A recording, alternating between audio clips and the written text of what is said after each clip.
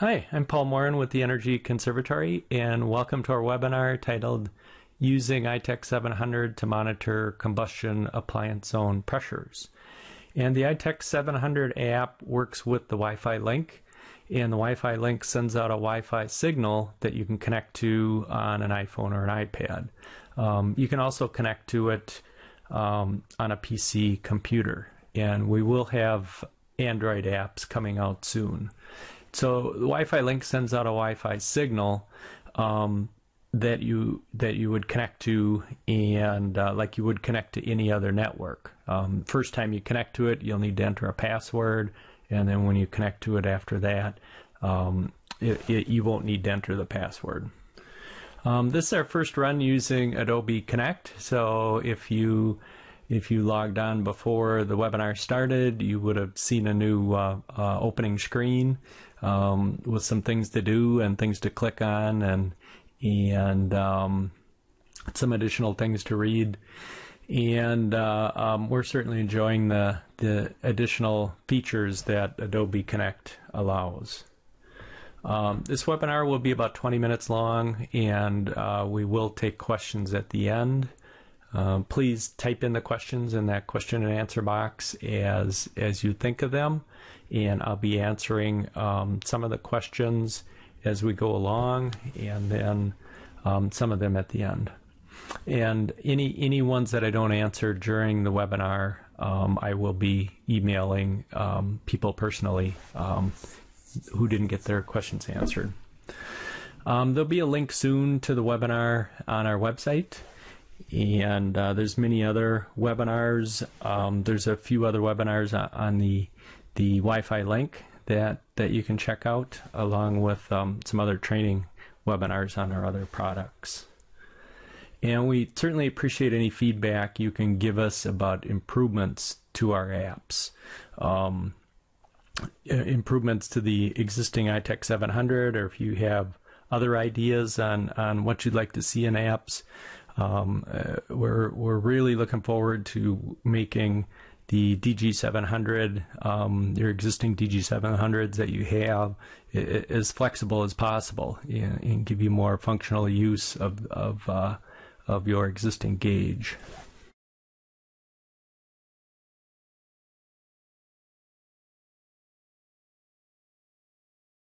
Hi, I'm Paul Morin with the Energy Conservatory, and today we're going to do a demonstration using the DG700 pressure and flow gauge and the Wi-Fi link, along with the iTEC-700 software, to monitor pressures as we turn on exhaust devices in a home during the combustion appliance zone depressurization test. The home we're testing today is a single-story Rambler with a full basement. And we've got a direct vent furnace and a natural draft water heater that's all by itself on a chimney. So you've got an Orphan Solo natural draft water heater. The exhaust appliances we have in this house is a clothes dryer, a kitchen fan, and a bath fan. We've done the test previously, and turning the air handler on and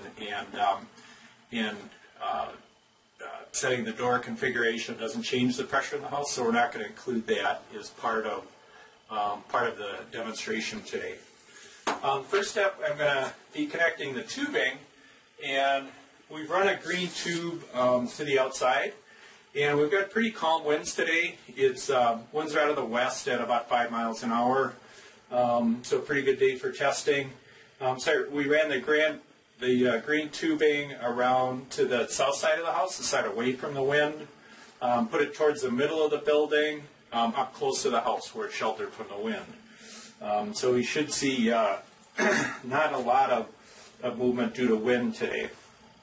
I'm going to connect that green tube to the reference on channel A. So channel A, we're reading the combustion appliance zone with reference to outside. We've also run a red tube to the vent connector on the water heater. So we've got a static pressure probe that's pointing into the airflow on the water heater vent connector. And we'll connect that red tube. We're going to monitor the draft pressure also. and we're going to connect that to the input on channel B.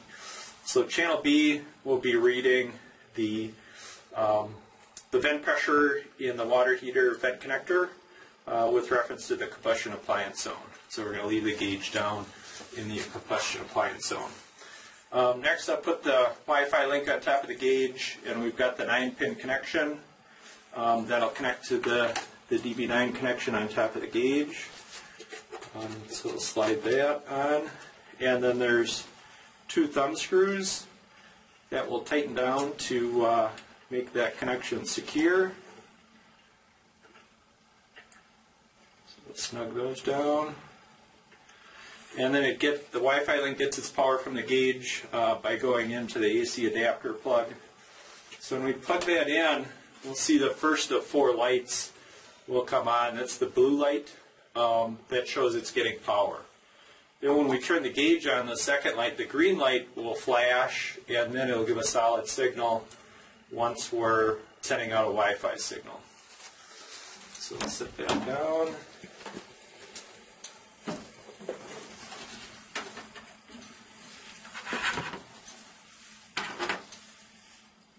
And then we'll go to, we're using an iPad to demonstrate this today.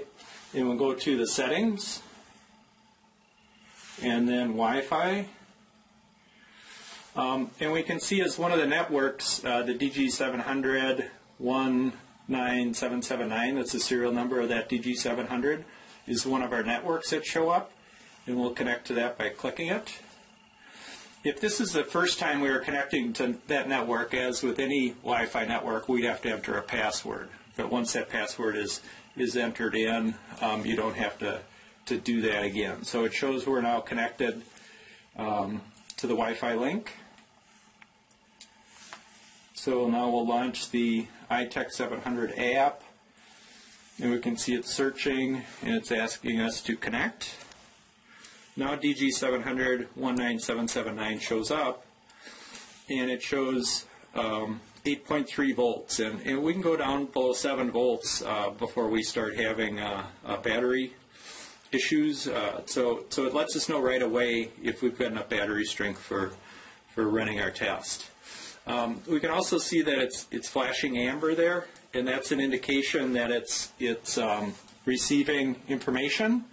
And the DG700, you can see that amber light, that 4th light is flashing also, and that's indicating that it's sending information. The 3rd light means it's connected to a device, and the 4th light, the flashing one, means that it's sending data.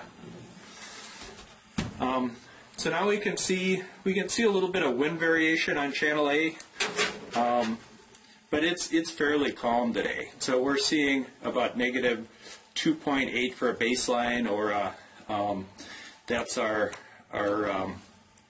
conditions that the house is set up in. The way that the house is set up, with the exterior doors closed and exterior windows closed, interior doors open, and all of the exhaust devices off, and our air handler is off also. So we're seeing a baseline, our steady state baseline conditions, at about 2.7, 2.8 pascals, and that's because it's near 0 degrees out today.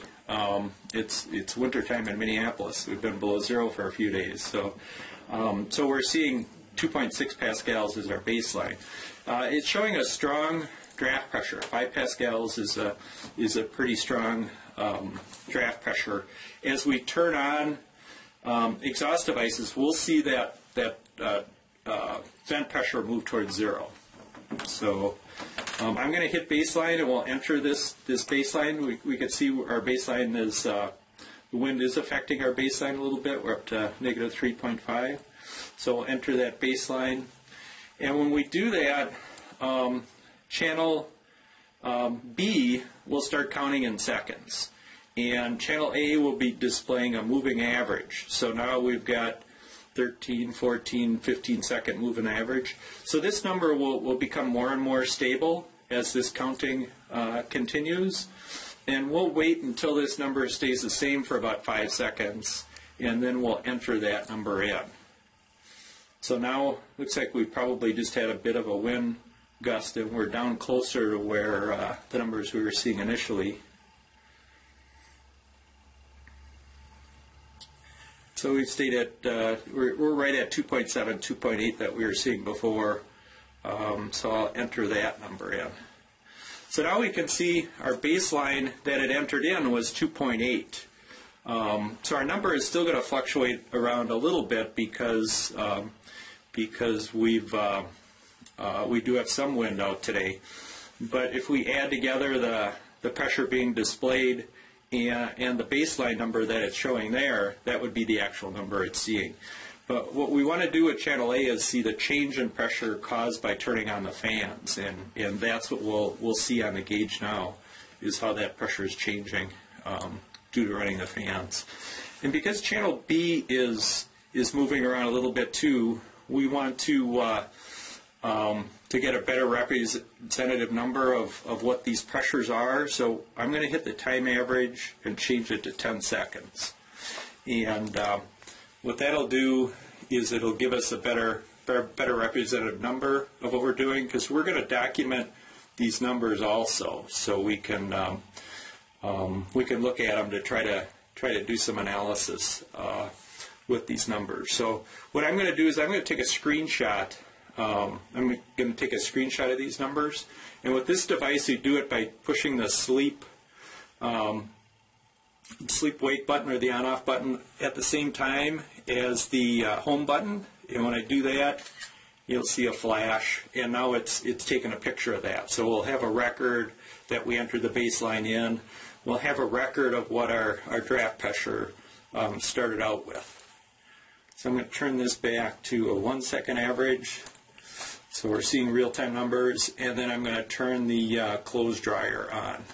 So now we're ready to turn the clothes dryer on, so we can see we entered the baseline reading in, and we're about 5 pascals at chimney pressure. We'll turn the clothes dryer on, and now we can see we've moved up to about 1.8, so that's the change in pressure caused by the air handler. And we moved down closer to 0. We were at about 5, and we moved down to 3.7. So again, I'm going to put the 10-second average on, so we get more representative numbers. And when I first push the 10-second, both the A and B channel are dashed, have dashes across them, and then it'll flash with a new number every 10 seconds from there. So now I'll take a screenshot of that again, the on-off button and the home button.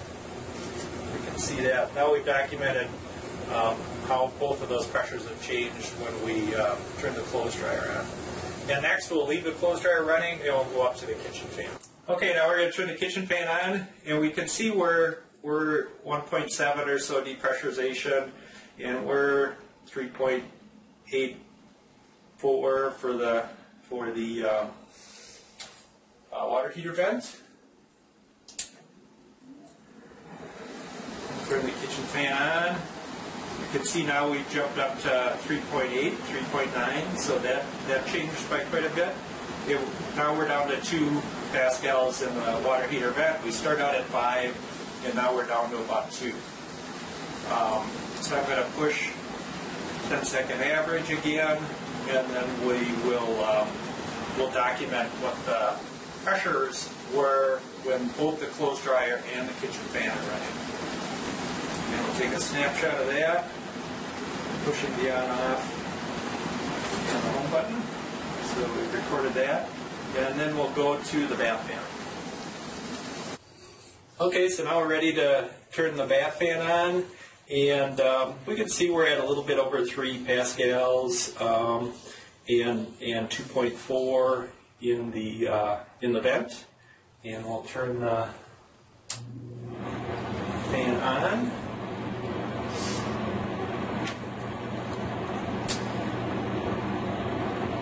And we got a little bit of change, but really not much at all with that. Not much change at all by turning the bath fan on. And I'll change this to 10 seconds so you get a more representative number.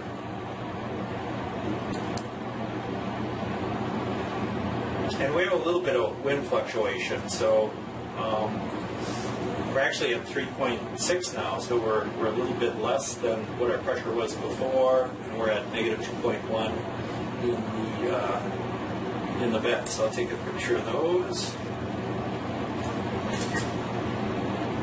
Okay, and so you can see that this is a great tool for being able to see what the pressures are caused by turning the exhaust devices on, so you can figure out which fan is the dominant fan, and we can also see how it changes the pressure in the vent. It went from about 5 down to 2, so we're still getting pretty good draft, but we'll have to start the water heater up and do a spillage test, or a check for spillage with smoke or temperature. And it also gives us a really good way of documenting the test by being able to take the screenshots, and then we can go back and save those as maybe baseline, dryer plus kitchen plus bath. We can save those and use that as information when we come back and do our post test after we do some weatherization work. On windy days, it's better to use, you can try out our TEC software, TEC 3, and that gives you the ability to graph the test. So you can tell a lot more about wind fluctuations, and it's a great way to document a test. You can mark events, like when you turn the clothes dryer or kitchen fan, bath fan on. You can mark the events, and you can see how wind is affecting your numbers, so you can get a much better idea of what's going on during that test. This is a file using TEC 3 graphing software that was done about 10 minutes after we did the iTEC-700 test. So same weather conditions, same wind conditions. It was about 5-mile-an-hour wind and a 0-degree day. And the green line we can see here is the combustion appliance zoned outside. So we've got green for combustion air zoned outside, and we're between our numbers here, a -1 down to -8. So we're between -2 and -3 with all of these pressures. And the red is the water heater vent pressure with respect to the combustion appliance zone. So we can see we've got really strong vent pressure at between 4.5 and 5 pascals. So it's fairly calm day, so we've got pretty consistent numbers. And we've marked events when we turn the dryer on, so you can see how the pressure in the house changes, gets more negative, and the pressure in the vent changes, moves more towards 0 as we turn the dryer on. And then we can see when we turn the kitchen fan on how it affected the pressure in the combustion appliance zone and how it affected the vent pressure. And then when we turn the bath fan on, we can see that also. So another thing this software allows you to do is create periods of record. And you can see there's a dotted green, light green outline. We've got a white background, so it doesn't show up real well, but you can see where that was. If we click inside that period of record, then we see on the right here, we see what the average pressure was during that period of time. So we can see the average over that period of time was 2.7 pascals, and we could do that with any of these zones. When we turn the dryer on, it goes down to about 4. When we turn the kitchen fan on, down to about 6.4. And we turn the bath fan on down to about 6.7. So we can get some numbers over a wider period of time that helps damper that down and give you more accurate numbers over a windy day. And we can do that by creating periods of record and clicking on them. So this is a very powerful software that you can use to data log short tests like this, or you can monitor pressures over long periods of time, or you can use it to do a multi-fan blower door test, and you can connect up to 16 gauges to this software. So pretty powerful stuff. This is that same test, only I inverted it so it has a black background, and you can see that the periods of record show up better. What I also added to this graph was the 10-second averages that I recorded with the iTEC-700. I put into the periods of record. So, and this represents a 10-second time. This is over a 2-minute time that this baseline period of record was created, and this is 10 seconds of that time. So you can see that it is, on this day, those 10-second averages were pretty representative of these numbers. Here in the drier period of record, we had a little more movement, but that's pretty representative number. But you will notice the difference between the kitchen and bath fan. Remember, with kitchen fan and the bath fan numbers that were recorded using the iTEC-700, they were the same.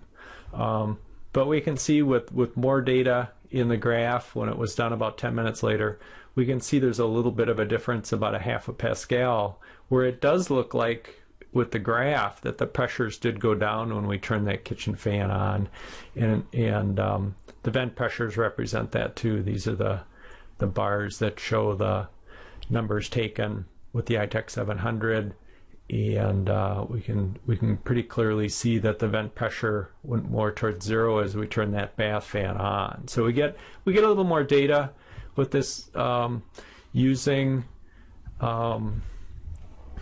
the TEC 3 software, and it certainly gives us more data. But just using the iTEC-700 is a pretty quick, easy way to document these same numbers. Okay, well, thanks for attending our webinar on the iTEC-700. And then the last part of that showed a little bit of an intro to using TEC 3 software to do a similar type of thing. And we are going to be running a series of webinars. The next webinars we'll be doing will be on using TEC 3. So we'll get into more of that. So as you can see, this is one of the many uses for the iTEC-700. Some other things you could use it for are controlling a blower remotely. It does have that the fan control that goes with it too. You could cruise a blower door. So if you're doing a duct leakage outside test, and in weather like we've had up north this winter, when it's really cold outside and you're pressurizing a house, you could turn that fan to cruise 25 pascals from the basement or wherever you have your duct blaster set up, and the fan wouldn't have to run quite as long. It's also nice for people doing air sealing work, where they can turn on the blower door periodically to monitor how the improvements they're seeing in duct leakage, or house leakage, while they're doing air sealing in an attic. And they could also, after they're done doing some air sealing and the caulk or the foam is dried, they could start the blower door up and check their work with smoke, and they could do that remotely without having to get out of the attic and run down to do that. So there's certainly a lot of options on other things, and we want to hear from our customers too on what additional features they would like to see added to the software. And Jessica's question kind of leads that way, that it would be nice with the iTEC 700 software to be able to maybe push a button that would record that, and maybe be able to put an event marker or event name in there when it saves it. And that's kind of feedback we're looking for from our customers, because apps are certainly fairly easy to change and update, and then you just you'll get a notice that there's a new version of the app out there, and you just update, and you can keep up to date on what our apps are. And we're looking for other ideas for other apps also. So we're expecting the an iTEC-700 for an Android to be out within a few months, so that that'll be available, and then we'll start working on some other apps also. Let's see what other questions we have. We will be replaying this. A copy of this webinar will be on our website and on our YouTube site, as are all of the other webinars that we've done. So you can either find the link on our website, or you can go directly to our YouTube site and check out what's there.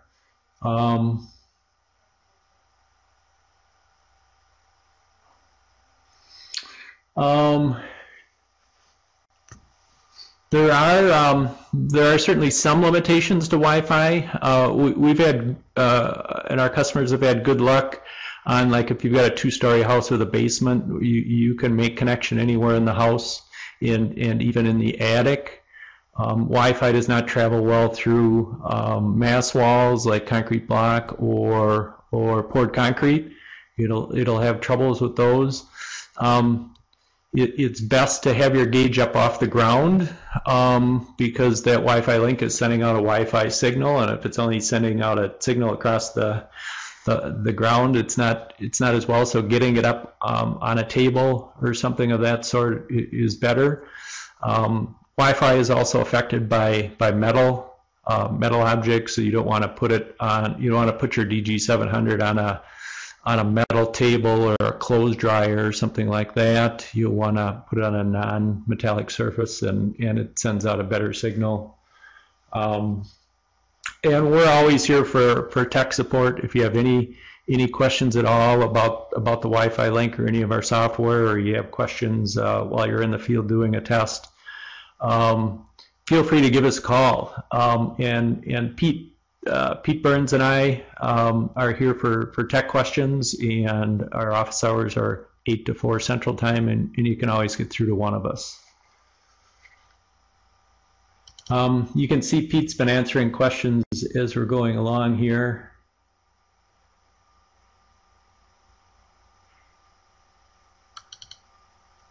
Okay. Well, I think that I'll wrap up the webinar here, and you can keep continuing to enter questions in, and I can get back to you with an email response to those. But that will conclude our webinar. Thanks for attending.